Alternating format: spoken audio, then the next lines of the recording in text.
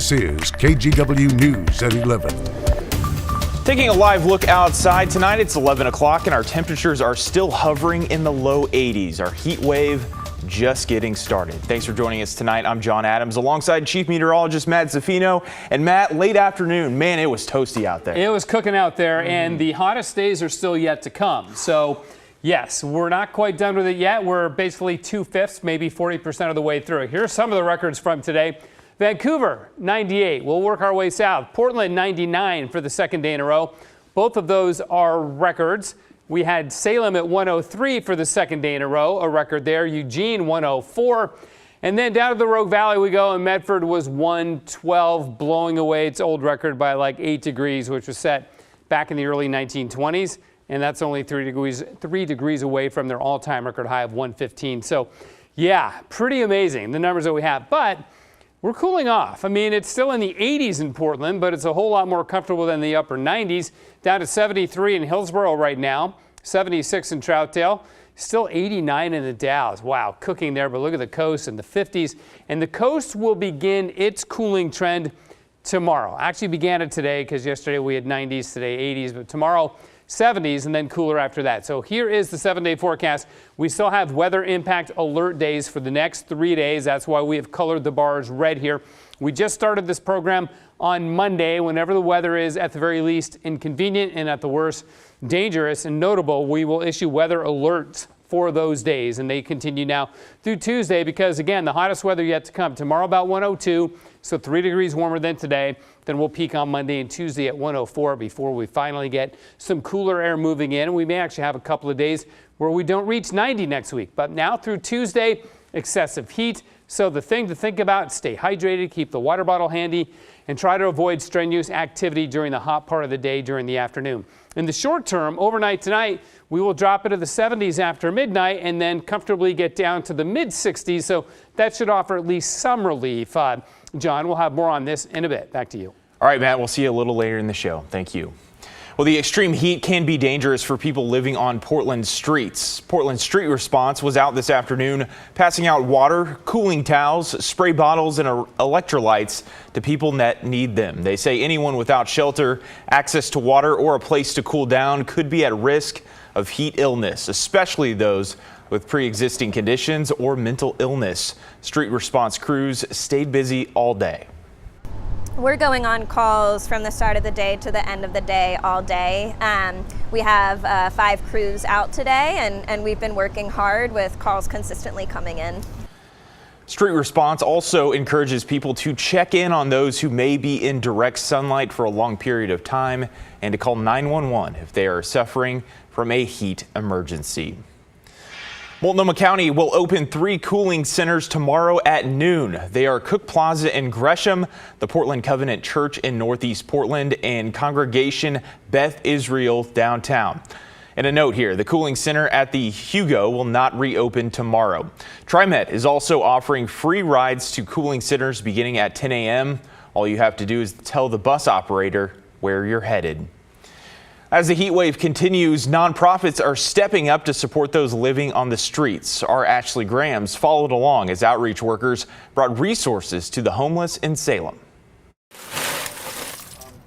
Imagine we have about 5 cases of 40. Water bottles, Gatorade, and ice.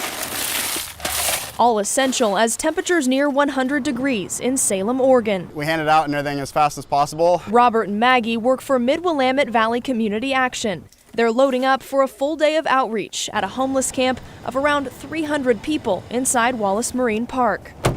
Typically they do outreach from this car, but in special situations, the city of Salem offers up this ATV, which makes it easier to get to those hard to reach places where folks are camping. Once the group is in motion, making their way through the trees, it's not long before Maggie's voice rings out. Good morning! Guess what?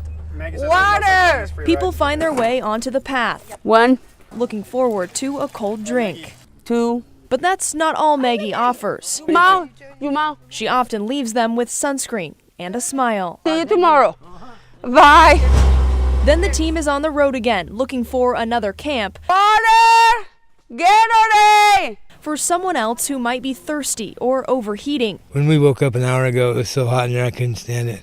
Sweat was just pouring off me, just laying there. Mike lives here inside a tent. He says it's a fight to stay cool, and the water they do have doesn't last long. One drink of water is one of those bottles. It's just gulp, it's gone. Nancy uses some of the water she gets for her cats. I cool them down, put water on their belly and stuff like that, make sure they get cooled down. Hi, good morning. How are you? For Maggie, this kind of work is more than just passing out Gatorade. It's my call, my purpose. She's making connections and sharing resources that she hopes will help people transition into safer, more stable lives. I cannot save everybody, but at least I can give love to everybody. Ashley Grams, KGW News. Tonight, TriMet is trying to figure out what caused a downed line that disrupted Max for several hours. It happened just after 4 o'clock near the PSU Urban Center stop at Southwest 5th and Mill. TriMet tells us they don't know if this was heat related.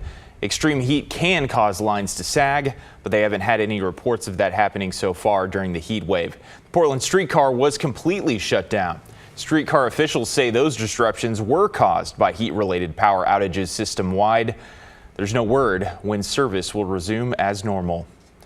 911 dispatchers have stayed busy during the heat wave, answering over 3,600 emergency calls since yesterday.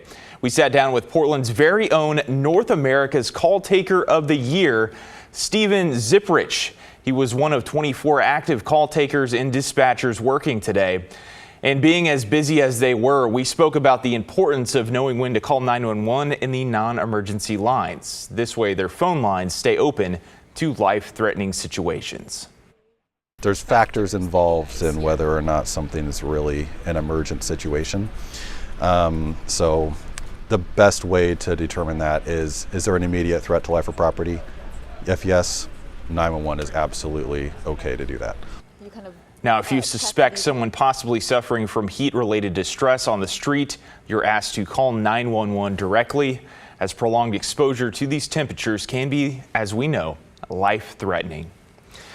As our temperatures only get hotter over the next few days, a lot of folks are looking for ways to protect their gardens and lawns. Sydney Dorner heard from the Portland Nursery on how you can preserve your plants even during a heat wave. Portland Nursery says extreme weather can put a damper on plants and they need a little extra love and care during this excessive heat warning.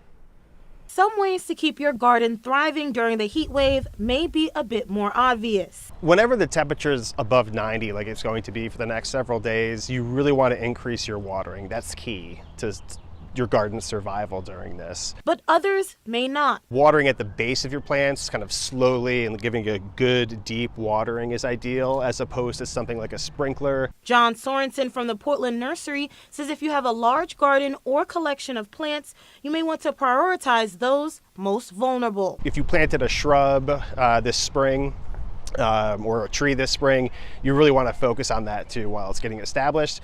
You also need to pay attention to plants that are kind of listed or well known to be drought tolerant. Even drought tolerant plants need a lot of water while they're getting established. And avoid things that may make your garden bed even thirstier. If you fertilize right now, you're going to kind of you're going to entice the plant to grow a bit more, and when the plant's growing more, it's going to need more water. Stressing if all else fails, it's okay to use a physical block from the sunlight to keep your plants happy. We'll use an umbrella depending on the plant, or even a sheet to kind of keep the air temps around the plant down a little bit.